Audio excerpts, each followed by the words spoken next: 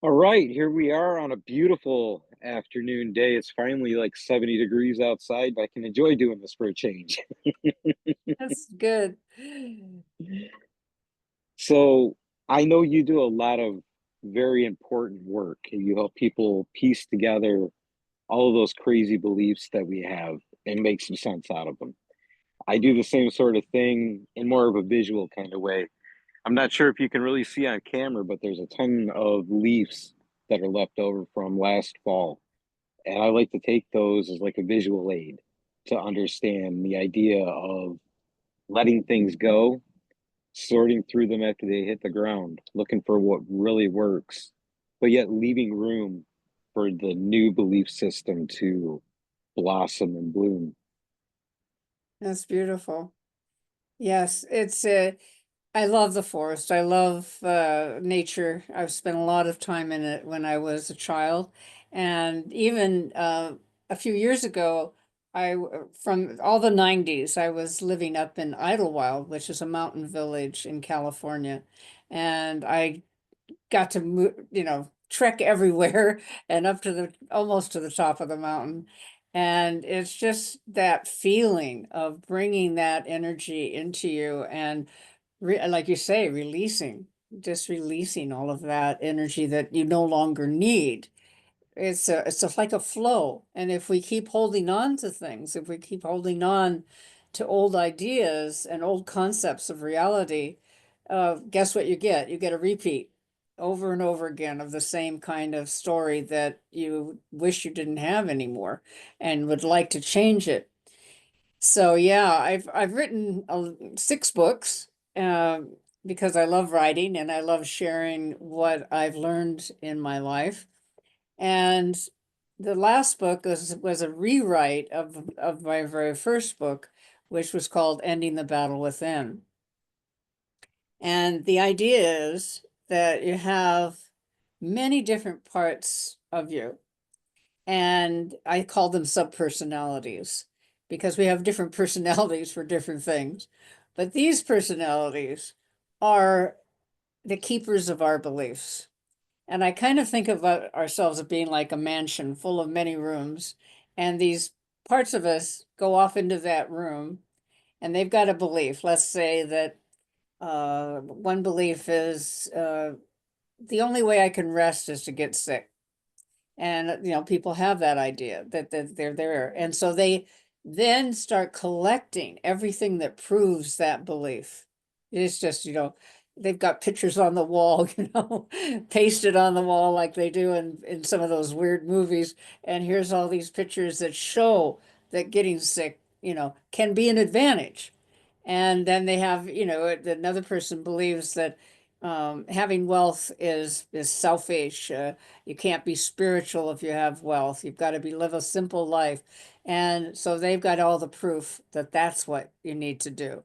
And the same with love. Oh, love, having a long-term relationship can be stifling. It can stop you from being free. So you have all these different beliefs. And then the fourth one, guys, I believe there's 4 cornerstones of life. So you've got health, wealth, love, and self-expression. And if any of those are missing, the building starts to tilt. And that's our lives start to tilt. And so the self-expression is a healing experience. Anything that we do that is creative, whether it's singing, dancing, writing, art, whatever it is a healing experience because you're bringing that creativity of the universe into you. So at any time, if you want to ask a question or I should stop, tell me what I should. I don't want to go Oh on. no, this is a free flowing conversation. If you've got this beautiful idea, we need to hear it. So we'll Thank you. build on whatever it is. Absolutely. Okay. Well, so what really got me into this experience and this idea of integrating these different beliefs because you can have an idea about wealth that is, there's a negative aspect. And then you have another side that says, look, I can go traveling, I can do things, I can be free, I can help other people. So you've got that fight. And I remember there was a movie. Oh gosh, I'm not going to remember the guy's name, but he's like driving in his car and the one side's talking and the other side's talking. He starts beating up the guy, right? And it's the same like if you get sick, you go there. What do you mean you think getting sick is a way to rest? Ah, boom, boom, boom, boom. Not good. You want to bring them together in peace and harmony. And we'll do an integration, if you like, in this experience together. So what happened to me is I was working in Los Angeles as a chief copywriter of an ad agency. And it was late in the day, about 5:30, and I went down the elevator to the main floor, and then you take an elevator down um, to the garage where the cars are parked, right? Parking garage. And so I came down into this little room with an elevator on one side and then facing it is another elevator and then two doors in this little room. I remember it was burgundy, which burgundy colored room. And I'm walking toward the door to go to my car, and I pass a fellow in a guard uniform. And I've been pretty good with my intuition, but this experience made me say, you will always be good with your intuition, because what I heard was run as he passed me. I looked in his eyes and then I just heard run. And I argued, run? Why should I run? It's late. I don't feel like running, right? So I go almost ready to the doorknob and he grabs me around the neck with a knife at my throat. And I said to myself, that's why I was supposed to run. And so he starts pushing me to the other door across that room. And as we get in front of the other elevator that came down, it went ding and the doors open and two men start to walk out. And he had transferred the knife to my back. And as they came out, he stabbed me in the back. And they pulled me into the elevator and my lung collapsed. That hurts like hell, I can tell you. And I was slumping to the floor and I thought I was dying. And I asked God, I said, if I should die, if I could live, let me be an instrument of your peace. And I didn't even know where that came from, but it sounded good, right?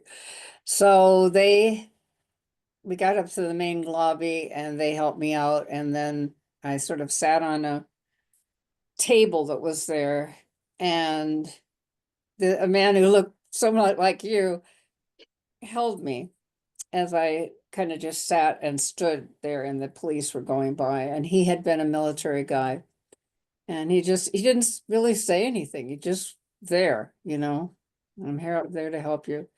And then the ambulance came and I survived. I went to the emergency room and then they tried to stick needles all over you. And then the doctor came. This is not funny. Stabbed me in the chest to have put the tube in for the lung to reinflate. It was a bad day, very bad day. And so out of that, I developed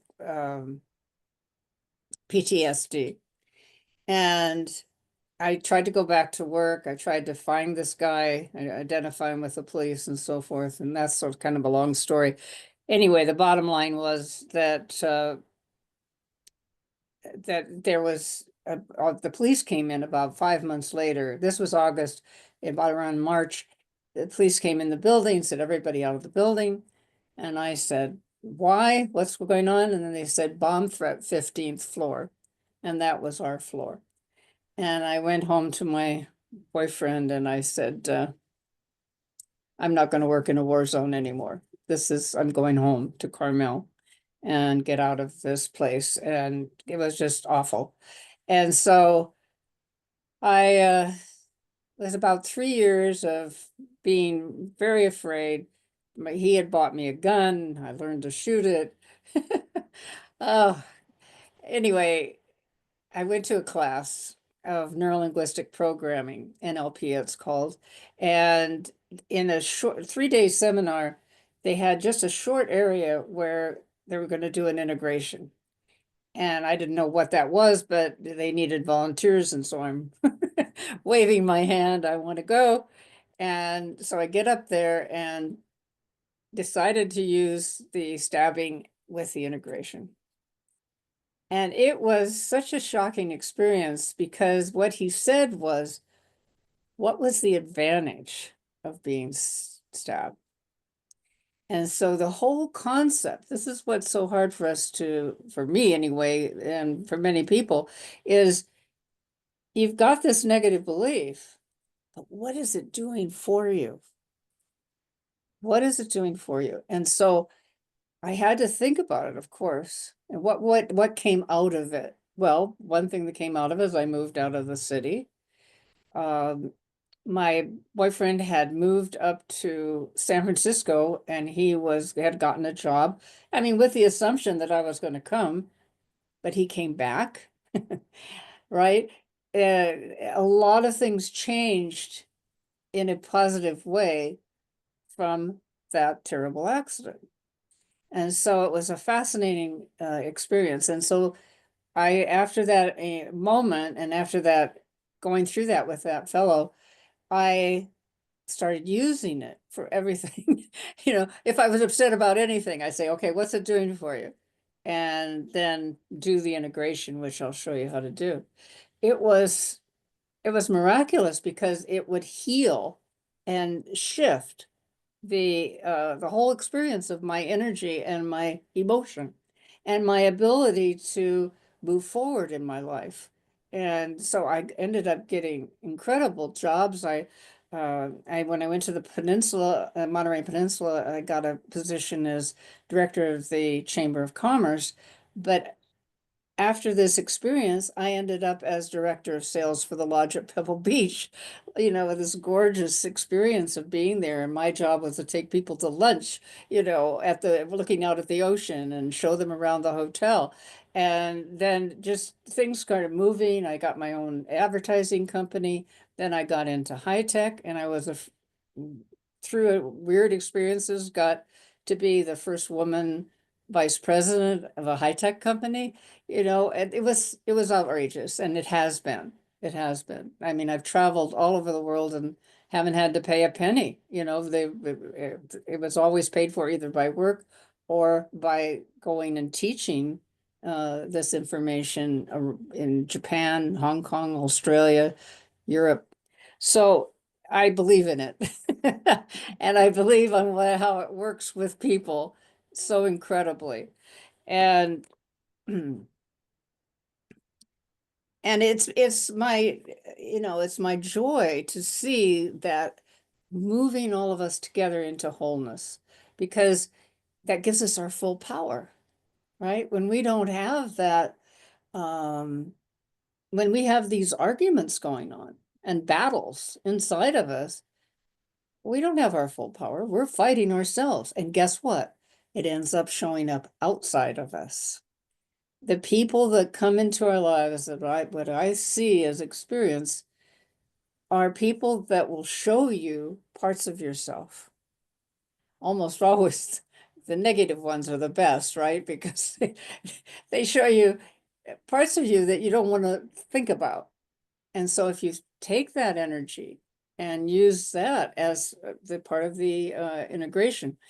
An example was my mom. I had some accidents and I ended up staying with her, and she was not nice. She was like, because I was on the phone all the time. I was not paying that much attention to the family, even though I was there. And she was just really angry and yelling and screaming, and you don't care about us, da da da. So I did my mom on one hand and myself on the other. And I said, what is she doing for me? And oh my gosh, I saw this whole list of things. I brought it together. And I have to tell you, within a few days, she was looking at me and going, my angel. And I'm looking at her, it's like, you have a walk-in? What happened? Who is that? And it shifted the energy.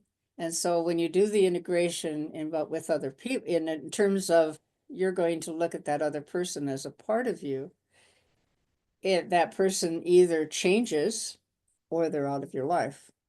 It's just very simple. You no longer need that mirror. You no longer need that. So that's my main my main experience that I like to help people with, and I want to teach other people to teach this process to them so that they can share it and let it be known that there's a way to handle those beliefs. You hear people all the time say, well, if you change your beliefs, your thoughts will change and you will have new experiences because you'll be, well, they never tell you how to change the beliefs, right? That's where the buzzwords come in, though. That's where most of the people in the market today, they get you on the hook, line, and sinker of the buzzword. We're going to change your beliefs, but it's going to cost you X amount of money and X amount of time in order to get those answers. And I think that is really where a lot of us get hung up on the idea of a self growth journey and reaching out into the community for help. Everything that you've described and you talked about, it's very fundamental. It's very easy to do. However, it's that perspective that we take. You know, for you, you can take the example of the stabbing, and you could have sat in a corner and said, you know what, I'm alive now, thank God, but I'm so fearful of that ever happening again. I'm not going to leave this box. Yeah. For me, that first time was a blotched suicide attempt, and that was brought about and had led me with a phobia of people and interaction in general. So I would sit in a itty bitty little 2-man tent and just sit there. And over the course of time, I started to kind of build up a resentment for myself Oh, because I wouldn't allow myself to do anything based on that fear. And then as I listen to your story, it makes me look back at that and kind of like reevaluate it and ask that question. What did that time in that tent alone, away, locked away, afraid to do anything, really truly teach me? Well, it brought me to where I'm at today. And it yeah, brought you out of that corner that you could have sat in to now help people. And I think that's the part that we struggle the most with is giving a voice to those events. exactly. And to that part of you that sat in the tent and made you sit in the tent, right? He needs to talk about it of what he was trying to accomplish. That's so good. Wow.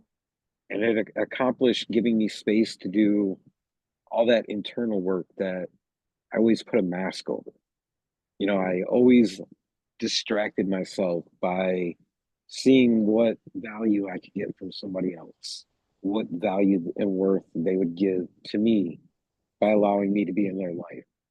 And then realizing that over the course of time, that victim story, that victim self talk didn't get me at the end of the day where I was trying to go. So it was time to actually look in the rear view mirror and understand that, and then go internally and find all those things that I was seeking because we all have them in our heart. They're edged in stone in there. It's just a matter of finding the right materials to chisel away, to really uncover who it is and what it is that we are. Step outside of that safety net, even that we're kind of born and raised into, like, we're going to do this, we're going to do that, because we think it's laid out for us. But if we actually want true balance within our lives, we got to step outside of that. We got to unzip the door of the tent, step into the gigantic world around us, look for the inspiration, look for the songs that are out there that the earth sings, and understand how they communicate and how they connect to us. Yeah, I was one spiritual teacher read, it was such an interesting idea. It says, we have all this information going on inside of us, and this ability to go to higher realms and to capture information. I call it from universal intelligence. It's not artificial, it's universal intelligence. And and we have a front porch and we sit on the front porch and we never go Absolutely. inside, and we never go in the house. We never go in. And especially today with so many distractions, with everybody on their phones, and as if it's the most important thing in the world is to get a text back to somebody, you know. And meanwhile, they aren't seeing what's around them. They're not seeing that possibly when you're standing in line at Starbucks, there might be somebody there next to you that you could talk to, and maybe they'd be your next step in your life, you know, instead of this. And there's so many opportunities that you can look, if you just look around you, you're going to find new ways of expressing yourself that you never even knew were possible. Let's do an integration, you and I. Let's let's go for it. All right. So you want to do it on that experience? We can do it on that. We can do it on current things. We can do whatever it is that you'd like. Okay, as we have our choices: health, wealth, love, self-expression. I'll tell you what, since I'm on an unplanned health journey, which actually started out pretty traumatically for me, well, let's go there because a few months back, I found myself dealing with being in the emergency room for a DKA episode, finding out that I'm not diabetic, and finding out the hard way was pretty traumatic. I find that I always root back to the question of whatever decision I make within the day and managing it, is it going to lead me back to that? And, in that situation, that was pretty hard, pretty fearful. So it's a real struggle right now. What is DKA? What do you mean? So DKA is diabetic ketone acid. So essentially, what happens is because the insulin's not giving the message to the cells in your body to process the sugar for energy, it begins to process the fat in the organs within your body to get that energy. And Wow. as that happens, it builds up a level of acid, so you become acidic. Wow. So you are diabetic now. Yes. Yep. How, from a child or? No, actually, it just came on. What happened was I earlier in the week I had gotten the flu. So, I figured, hey, I just got the flu, no big deal. I'll be down for a few days. Later on, toward the end of the week, actually in the middle of the night, I like literally shot up out of bed. I was like, I feel great. Let's get back on my feet, get going. Then I went back to sleep and I woke up the next morning and I couldn't move. It was just I was just kind of there. So finally I agreed to go into the hospital and get looked at. And they come back after 20 minutes, confirmed that I had the flu and kind of, just let you sit there and be evaluated. And then they come back a few minutes later and they go, are you diabetic? I was like, no. Well, not that I know of. Okay, well, you're on your way up to the ICU. You're going through this process, and this is what it is going forward. So now I find myself trying to manage that and trying to build an understanding on how to manage it successfully. But the process of events kind of built that trauma where now it's like the very first thing when it comes to making a decision in that area, the very first thought is, am I going to end up right back where I started? And obviously, having an enjoyment and a love for the quality of life that I have, Wow. every decision that I make is going to fuel going forward and not going back there under my own accord. Wow. That's a journey. Oh, yes. Well, when did you find this out? I found this out Valentine's weekend of this year, When? That Val- back in February. back in February. Valentine weekend, you said. Yes. Had you had anything happened before that that was problem emotionally? Um, Not really emotionally. I mean, the physical signs of it, looking back, I I'm sure I closed my eyes and ignored the fact that I had every symptom that should have opened my eyes, but I just wrote it off. It was like, I have a hard day on the trail, I'm dehydrated, this and that. And then ultimately that's where I found myself. So I didn't get to catch all that for some reason. Uh, you were you were eating incorrectly. You were doing something.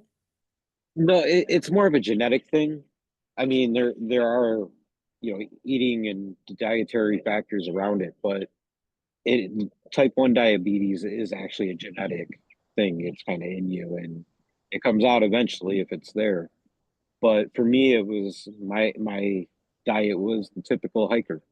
I'd skip breakfast, eat a Oh, snack bar along the way, and then have a big meal at the end of the day.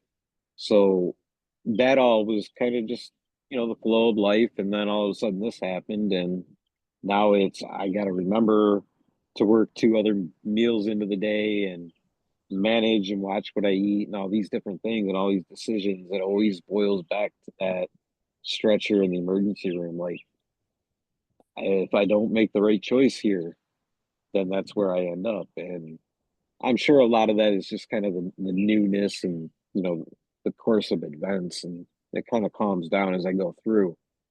But it's one of those like stopping points right now where it's really yeah. a struggle to keep that balance because there are extra decisions that I got to make through the course of the day. Now, there are extra things to consider. Like if I'm going to go for a hike, I got to prepare and I got to make sure that, the sugar level is specifically within this range and all these different factors that a year ago it was so easy to just throw the backpack on and just go. Just like, hey man, I'm gone. Don't do Exactly. anything, just do it. Yeah, wow. Very, very interesting. Um, I'm going to just ask this. Do you have someone in your life that a relationship that you enjoy? Yes, actually, I have a very strong relationship, and me and her are almost celebrating the 2 year mark. All right, great, great. So that is not, part of the four corners of life. I'm just looking at, how it could affect your health and so forth. Right. Okay, so let's ask the part of your being that is, let's get to divide you up, all right? The part of you that wants to be healthy and the part of you that developed the diabetes. So choose a hand for each one. Okay. So I've got the healthy side on my right, and then the other side of me that led me here on my left. Okay. Uh, So now we're going to ask the healthy one, what are the advantages of being healthy? Well, the advantages are the fact that I feel like a totally different person. There's no more fatigue. There's no more of the symptoms that I had beforehand. I'm no longer always dehydrated. I actually feel like I can get up and go a lot easier. So that was happening before you knew about the diabetes? Yeah, it was all like all the telltale symptoms and signs. They were all there, but like I said, I just wrote it off. It was one of those things where it's like I can explain away everything that I'm going through. Oh, okay. Chug a bunch of sports drinks to rehydrate. Well, I spent a hard day hiking, so that makes sense. Or, I'm fatigued. Well, it's just the course of life. And then all of a sudden you face that point where it's like, okay, you can't ignore it no more. Got it. Okay. So you now are hydrated, you feel different, you have more energy, and what else? Absolutely. And eh, Those are the key points that I'm ready to acknowledge. I'm sure there's a lot of other benefits that are going on that I just quite haven't really put in my hand to acknowledge yet.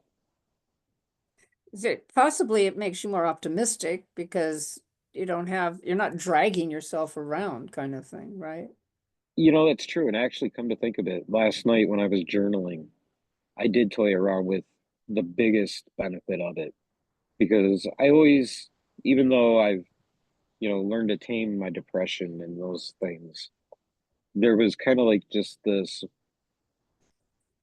I guess, one foot in front of the other mentality. Right. However, going through that experience and coming out the other side, there's more of a lust and appreciation, gratitude for life. Beautiful. So Yeah. I guess perspective is gotten even wider and improved a lot more. So I'm going to say that that's the on the other side, advantages of having that experience were that it gives you appreciation and gratitude for life, and looking at it more in a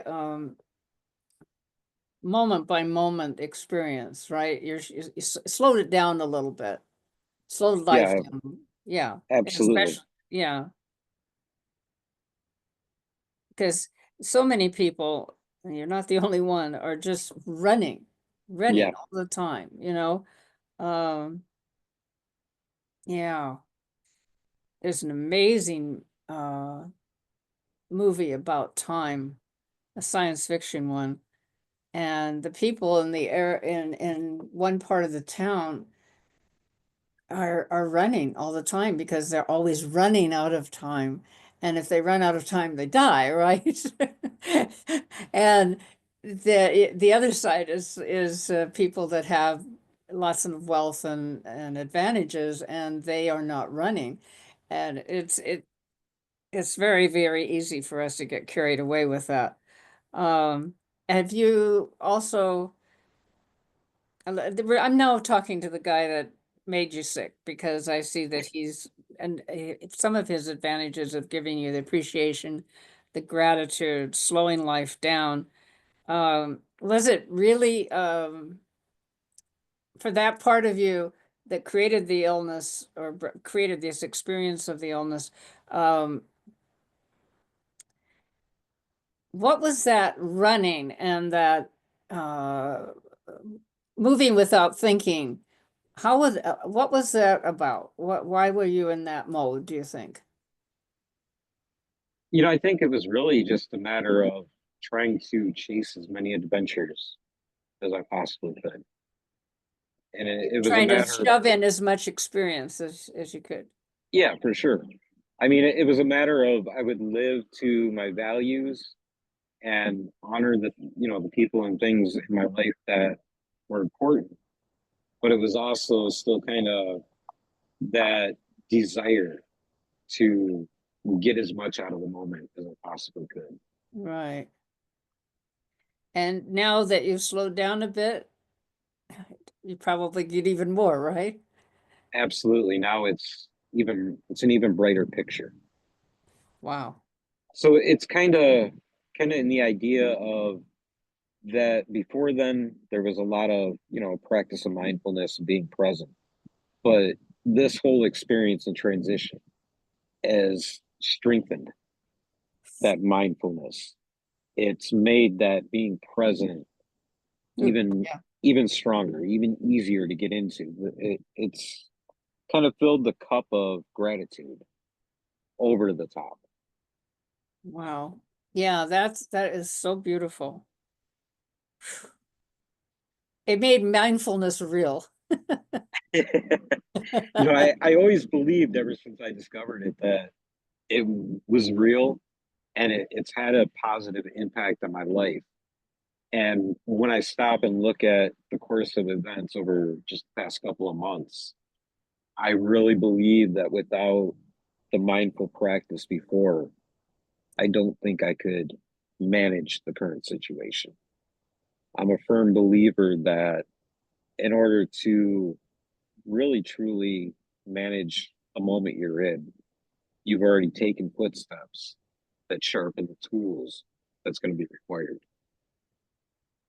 Say that again. Say the last part again. So, in order to manage the moment that we're standing, you've already been through events that are going to, that sharpen the tools and the skills that are going to be required. Yeah. Yeah. Right. Well, that's what happened to me too, because uh when that being not expecting death. I was 27 years old, right? I was just this young woman that is just starting out, it seemed like. And then I thought of death is on your shoulder. It's right there. And so be with life, be present, be with it, because you never know when it's over, you know. So that I think is the game here. For we're in a game. This life is a game, right? It's like a one of your digital games. It's it's the rules have to do with living presently. And that's what you're taking these people on these adventures and these hikes and everything.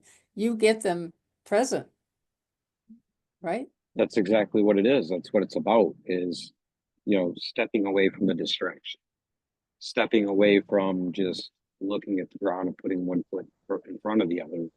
It's about how we can put more momentum behind each and every footstep that we're taking. Wow. And, that's where I am kind of with things now, even though it still kind of feels really discombobulated. It feels like that old chapter had dried up and had run out of pages. So now, yes, it's a little more complicated now, but I'm writing into a new book. So I've transitioned from one to the other because even though it was such a powerful, traumatizing event, I remember being able to easily make peace with it over the course of the days that I spent in the hospital. And that was, I think, one of the most important first steps was making that peace and not just saying, okay, well, here I am with this, got to deal with it, and for me and for this, for that, why me, the anger and all that. It's actually stepping into it and just being okay and understanding that you are where you are. You meet the moment based off of the situation, the environment, and that's the current climate of things. So let's start crafting tools. Let's start building a shelter and not fall back into the survival mode. Beautiful, beautiful. I love that.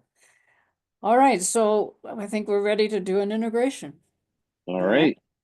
let's keep the two hands apart for a moment. And I'd like to ask the part of you that had this diabetic episode and had you go through something that was very traumatic. And I'd like to ask that part, if there were a way that you could have an appreciation of life, gratitude for each moment, you could slow life down as you're doing, and you could still squeeze in all the different adventures and so forth, and you could still have this wonderful acceptance. Would you be willing to heal the pancreas if that's what is the cause, and allow Mike to live without the diabetes? I mean, if that was even possible, we're not sure, but would you be willing to let that happen and not have this, or having it much easier to handle his life than it is right now? Would that work for you? Oops. Oops, you just froze. 1 second. My headphones crashed on me.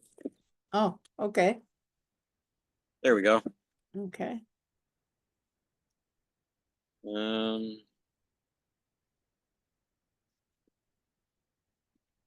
okay. Hopefully that worked. Yeah.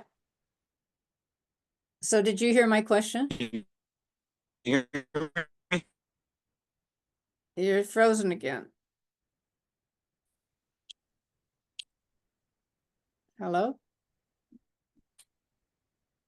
1 second. Okay. Sorry.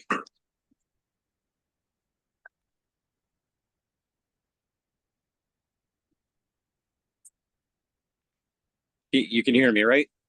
I can hear you now. Okay. I can hear you again. Sorry. All right. Did you hear the question or not? No, I didn't. Okay. All right. If you were able to appreciate life, are you still there? Because now it's frozen again. Can you hear me? That's funny. Are you Break it up. there? Okay, there you are. Okay. There it is. Yep, I'm here. Yeah. All Can you hear me? right. We hope this isn't some kind of saying, no, I don't want to hear this question. Oh, dear.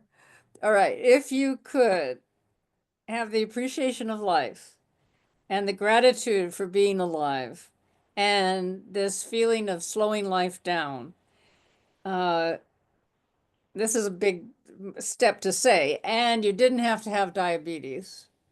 Would you be willing to change your behavior? This part of you that created all that, would you be willing to heal yourself and let that be true, that you have all that you gain from it and you didn't have to have diabetes Well, I think that was the mission that I was on beforehand. beforehand? What do you mean? Yeah, before the whole event, before back in February, I believe that was the mission that I was on. Was I was still undergoing the whole healing process, the growth journey, as well as expanding myself and really tapping into the balance that I believed that I had. So, Yes.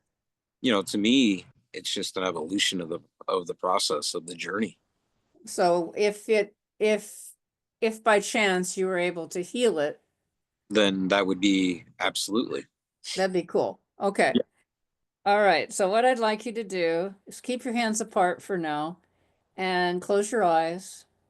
And I want that part of you to go to the creative part of your being. And you can imagine that as a beautiful room filled with golden light. And there's angels there and incredible computers. And you have access to universal intelligence, universal consciousness. And you're in this room and you're asking for three ways in which that could happen. That all of this learning that you had, all of this transformation that you had, uh, is great. And we'd really love for you to be able to have it either lessen the effect of the diabetes or actually heal it completely. It's a big ask, and you've gained a lot from it, but I'm saying you could have that and you could feel different. You could stay hydrated. You could have the energy you need. You can be optimistic. You can slow down. You can get more of a life, and your mindfulness will just expand incredibly. And you can have all of the advantages that you've gained and be well. And what we'd like all parts of your being to check those three ways, and you do not need to know what they are in consciousness. Three ways in which, through all of this, the amazing thing can happen of healing completely. You're healing emotionally, you're healing in terms of your uh, interaction with life, and the physical body can actually heal as well. I'd like now for you to put your two hands in front of you with the palms facing each other about a foot apart and see the two parts of you. The one who has been a tough, a tough master, almost like an army sergeant who put you through a lot of stuff over these years. And the other side is this guy that says, look, all I want to do is live peacefully, joyfully, and happily with people and myself. And that's where I'm at. So what I'd like you to do is bring the two of them together, walking toward each other, and then till your palms are touching. And intertwine the fingers. See these two guys hugging each other and bring them up to your heart. And like you see your higher self sending love and healing to the two in the center. And imagine a huddle of all parts of your being around these two, sending them love and healing. And your higher self sends that love and healing out to all parts of you that are in this huddle and to any parts that might still be hiding. And see the two of them walking down a pathway, realizing that they can now work together. They go up on a hillside and sit down on a bench, and they're going to talk it out, spend a little more time getting to know each other better, and just know that the two of them now can work together. Around them is a beautiful green grass and flowers and wonderful trees.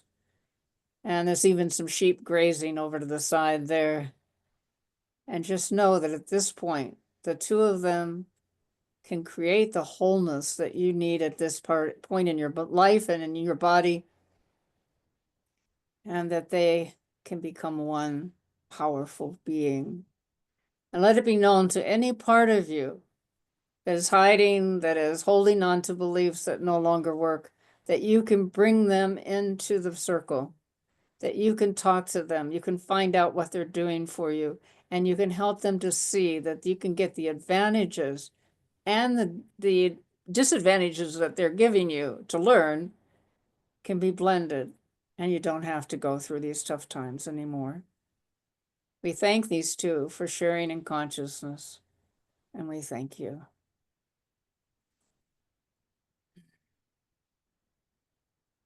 Pretty good stuff.